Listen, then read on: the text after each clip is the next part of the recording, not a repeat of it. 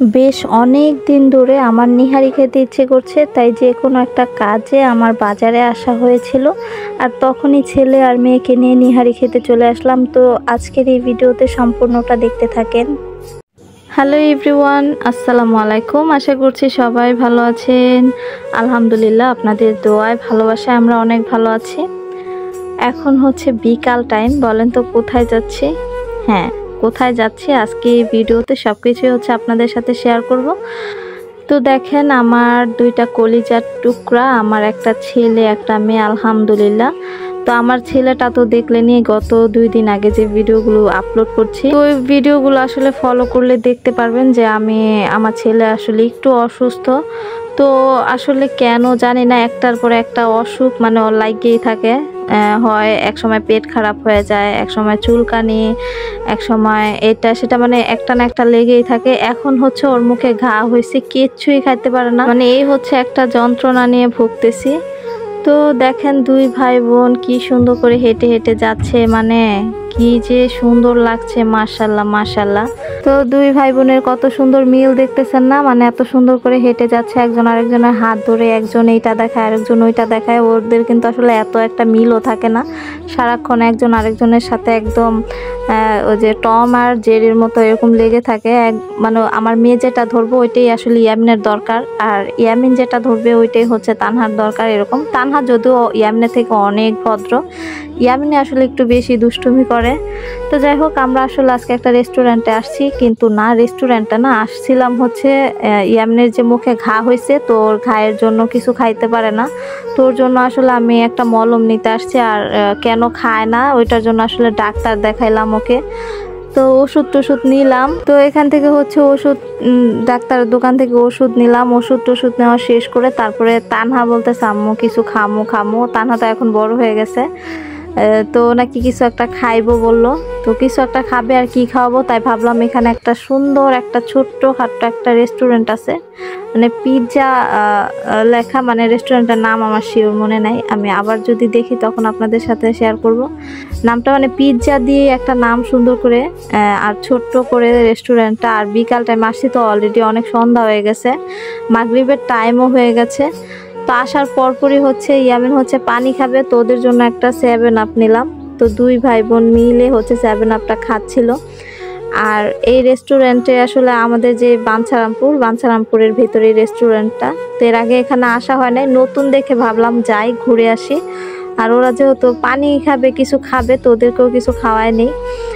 আর এইদিকে হচ্ছে দেখেন, মানে গরমের কি অবস্থা। আর আজকে বাসা থেকে বের হয়েছে, আর বাইরেই দেখি, মানে আজকে যে রবিবার ছিল আমার আসলে মনে নাই। তো রবিবার আসলে একটা বাজারের দিন থাকে, রবিবারের বাজার বলে যেটা, আর অনেক মানুষ থাকে। যাই হোক, সকলকে আসলে মানুষ টানুষ দেখে এখানে এসে বসলাম, আর রেস্টুরেন্টে দেখলাম একটা মানুষও নাই, আমরাই। যাই হোক, ভালো হয়েছে, ফ্রিভাবে একটু ভিডিও করতে পারছি আপনাদের জন্য। আর তানহা আর ইয়ামিন হচ্ছে খাচ্ছে, ওরা কিন্তু আসলে নামের খাওয়া। এই যে বললো আম্মু এটা খাবো এটা খাবো, দেখবেন আমার মেয়ে মেমোটা ধইরা মানে সব দেখাই দেবো, আম্মু এটা আনো এটা আনো এটা, কিন্তু কিছুই খাইতে পারে না।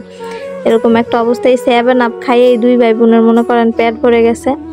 তো এখন হচ্ছে অর্ডার দিব, তো চলেন দেখি কি কি আছে এখানে। তো ইয়ামিন আর তানহা হচ্ছে বার্গারটাই আসলে ওরা একটু খাইতে পারে, এছাড়া অন্য কোনো কিছুই খাইতে পারে না। মোমো অর্ডার মানে ইচ্ছা ছিল, পরে দেখি নিহারি আছে। তো আমি সৌদি আরবে থাকতে আসলে আমার নিহারি এত খাইতে ইচ্ছা করছিল, কিন্তু ওই দেশের যেই নিহারিগুলো মানে গরুর মাংস, ওই গরুর মাংসটা আসলে আমি তেমন একটা খাইতে পারি নাই, কারণ অনেক গন্ধ লাগছে আমার কাছে। মুরগি বলেন গরুর মাংস বলেন কিছুই আমি খাইতে পারি নাই গন্ধের জ্বালায়। তো যার কারণে ওইখানে আর ইয়ামিনের আব্বু কয়েকদিনই আমাকে আসলে নিহারি রান্না করে দিছে, কিন্তু আমি খাই নাই। তো এখানে এসে দেখা ভাবলাম খাই, তো সাথে নাকি লুচি দিবে নিহারির সাথে।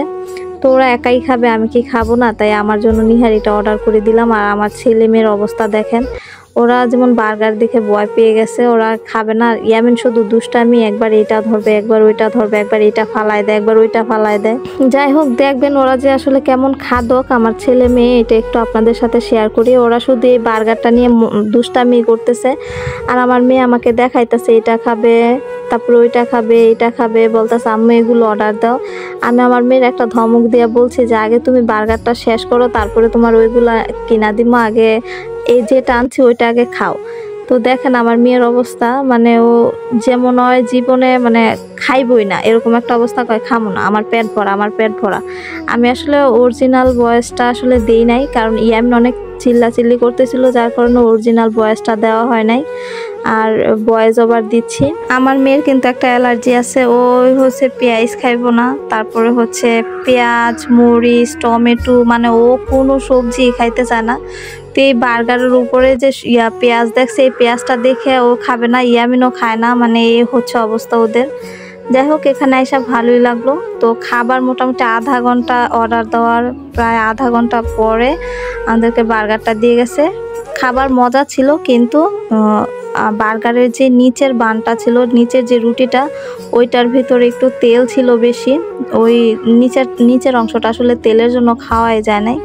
তো যাই হোক, এখন হচ্ছে নিহারি চলে আসছে। আমি তো ভাবছি আরে বাবা যেন কত বড় একটা হাড্ডির পিস দিবে, কিন্তু এখানে দেখলাম একদম ছোট্ট একটা পিস। যাই হোক, খাবারটা খুবই ভালো ছিল, তবে একটু ঝাল ঝাল হলে ভালো লাগতো আমার। মানে আমি যখন মুখে দিব তখন আমার মুখ দেখলে আপনারা বুঝে যাবেন যে আসলে খাবারটা কেমন ছিল। নিহারিটা ভালোই ছিল, কিন্তু ঝালটা অনেক কম হয়েছে, যার কারণে আমার কাছে বেশি ভালো লাগে না। আর আমার খাদক 2 বাচ্চার অবস্থা দেখেন, শেষমেশ আসলে এতগুলো আসলে খাওয়া সম্ভবই হয় নাই। আপনারা আবার অনেকে বলতে পারেন যে খাবারই তো নিচে নেই, মানে অল্পই কিছু, এটা আবার খাইতে পারেন নাই। আসলে বাসা থেকে খেয়ে আসছে, বিকালবেলা আমরা নাস্তাও করছিলাম বাসায়, তারপরে ডাক্তারের উসিলায় আইসে এখানে ঢুকলাম খাওয়ার জন্য, তাই আসলে বেশি খাইতে পারি নাই। তার উপরে হচ্ছে আবার সন্ধ্যা হয়ে যাচ্ছে, আজান পড়ে যাবে, আর অলরেডি আজান পড়েও গেছে। তো নিহারিটা আসলে মুখে দেওয়ার পরেই দেখি ঝাল না বেশি একটা, কিন্তু ময় মশলা সব ঠিক আছিল, ঝালটা আর একটু বেশি হলে আমার কাছে অনেক ভালো লাগতো।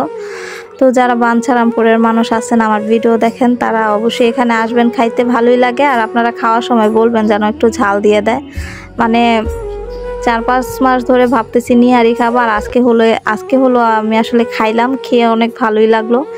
আর এই যে তেলের মতো যে চর্বিটা, এটা আসলে আমার অনেক ভালো লাগে। এইদিকে হচ্ছে আমার আম্মা হচ্ছে অসুস্থ, তো আমি আসলে আসার সময় চাইছিলাম আমার আম্মাকে নিয়ে আসতে, কিন্তু আমার আম্মু একটু অসুস্থ হওয়ার কারণে আমার আম্মাকে নিয়ে আসতে পারে নাই। তো আমি ভয়েস দেওয়ার সময় আমার ছেলে আসলে অনেক দুষ্টুমি করতেছিল, আর ওর সাউন্ড আপনারা আসলে মনে হয় পাচ্ছেন। যাই হোক, বাচ্চা কাচ্চা থাকলে আসলে এরকমই, একা থাকতেই পারি না, ছেলে মেয়ে সবাইকে নিয়েই ভয়েস দিই, আপনাদের সাথে শেয়ার করি। আমার কাছে তো খুবই ভালো লাগে, আর আসলে খাবারটা খেতে খুবই ভালো লাগছে, লুচি দিয়ে নিহারি। আপনারা চাইলে এখানে এসে খাইতে পারেন। কোথাও গেলে আসলে একা একা খেতে ভালো লাগে না, আমার আম্মারে সাথে করে নিয়ে আসলে আমার কাছে অনেক ভালো লাগতো। তো এই তো খাবার খাচ্ছি বসে বসে। যাই হোক, মাঝে মাঝে আসলে বাচ্চা কাচ্চা নিয়ে বের হলে আসলে এরকম ছোট ছোট ভিডিও করে রাখি, স্মৃতি হিসাবে রাখার জন্য। এটা আমি প্রত্যেকটা ভিডিওতেই বলে থাকি। তো খাওয়া দাওয়া শেষ, এখন হচ্ছে আমরা বাসায় চলে যাব। অলরেডি অনেক সন্ধ্যা হয়ে গেছে, আর আমার মুখোশের ভিতরে একটা সুন্দর একটা চিহ্ন ছিল, ওই চিহ্নটা আসলে পড়ে গেছে, ওইটাই আমি আসলে আপনাদেরকে দেখাচ্ছিলাম। এই ছিল আমাদের আজকের খাওয়া দাওয়া শেষ, এখন হচ্ছে বাসায় চলে যাব। ইয়ামিন অনেক কান্না করতেছে। যাই হোক, ভিডিওটি কেমন লাগলো কমেন্টে জানাবেন, ভালো লাগলে সাবস্ক্রাইব করে দিবেন, আমার বাচ্চা দুইটার জন্য দোয়া করবেন। আসসালামু আলাইকুম।